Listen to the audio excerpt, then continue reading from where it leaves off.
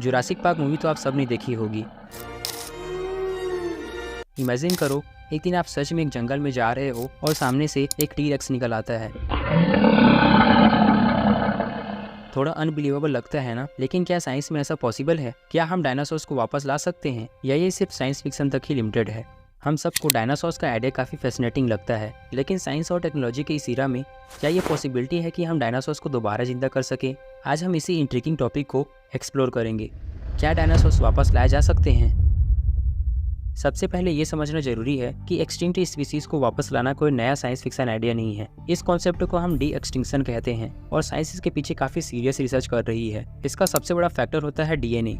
तो D extinction का basic principle ये है कि अगर हमें एक्सटिंक्ट स्पीसीज का डीएनए मिल जाए तो हम थियोरेटिकली उन्हें क्लोन या जेनेटिकली इंजीनियर कर सकते हैं। लेकिन डायनासोर्स का केस अलग है। डायनासोर्स 65 मिलियन साल पहले विलुप्त हो गए थे और डीएनए जो उनके बॉडी का जेनेटिक कोड है, उनका इतने टाइम तक सर्वाइव करना काफ़ी मुश्किल है। जुरासिक पार्क मूवी में ये कॉन्सेप्ट दिखाया गया है कि मस्कीटोज जो डायनासोर का ब्लड सक करती थी वो एम्बर में ट्रैप हो गई और उनके अंदर डायनासोर्स का डीएनए प्रिजर्व्ड रहा। ये आइडिया काफ़ी थ्रिलिंग लगता है, लेकिन रियलिटी में ये उतना सिंपल नहीं है। साइंस कहती है कि डीएनए का लाइफ स्पैन कुछ लाखों सालों का होता है, उसके बाद वो डिग्रेड हो जाते हैं और डायनासोर्स को विलुप्त हुए 65 मिलियन सालों से भी ज़्यादा हो चुके हैं। इसका मतलब डायनासोर्स का पूरा इंटैक्ट डीएनए मिलना ऑलमोस्ट इम्पॉसिबल है। लेकिन क्या डायनासोर्स के डीएनए के बिना हम उन्हें वापस ला सकते हैं? ये सवाल हमें एक और साइंटिफिक ब्रेक थ्रू की तरफ ले जाता है, जीन एडिटिंग या जीन क्लोनिंग।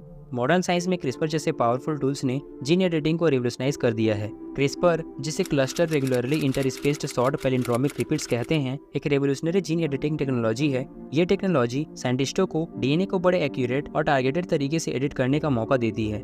ये कैसे काम करता है इस पर फिर कभी बात करेंगे, पर इस टेक्नोलॉजी का यूज करके साइंटिस्ट जीन्स को मॉडिफाई कर सकते हैं, जिससे एक एक्सटिंक्ट स्पीसीज के ट्रेड्स को वापस लाना थियोरेटिकली पॉसिबल हो जाता है। एग्जाम्पल के लिए एक एक्सटिंक्ट एनिमल जिसे वापस लाने पर काफ़ी काम हो रहा है वो है woolly mammoth. Scientist frozen woolly mammoth fossil से डीएनए एक्सट्रैक्ट करके उन्हें एशियन एलिफेंट के जीन्स के साथ कंबाइन कर रहे हैं।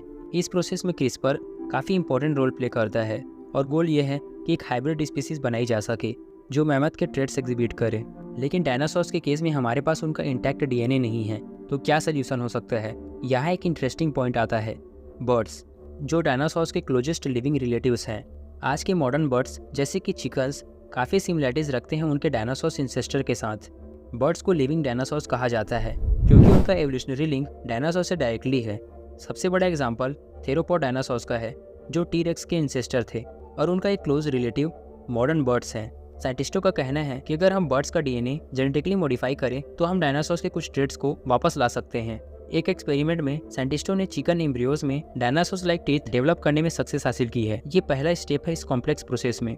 डॉक्टर जैक हॉर्नर, जो एक रिनॉन्ड पेलियोंटोलॉजिस्ट हैं, उन्होंने प्रपोज किया है कि हम चिकन्स के डीएनए को एडिट करके एक चिकेनोसॉरस बना सकते हैं। इस आइडिया का मतलब ये है कि हम चिकन्स को डायनासोर्स के कुछ फीचर्स वापस दे सकते हैं, जैसे उनके टीथ, क्लॉज और लॉन्ग टेल्स। ये काफ़ी एक्साइटिंग रिसर्च डायरेक्शन है, लेकिन अभी ये एक्सपेरिमेंटल स्टेज में है।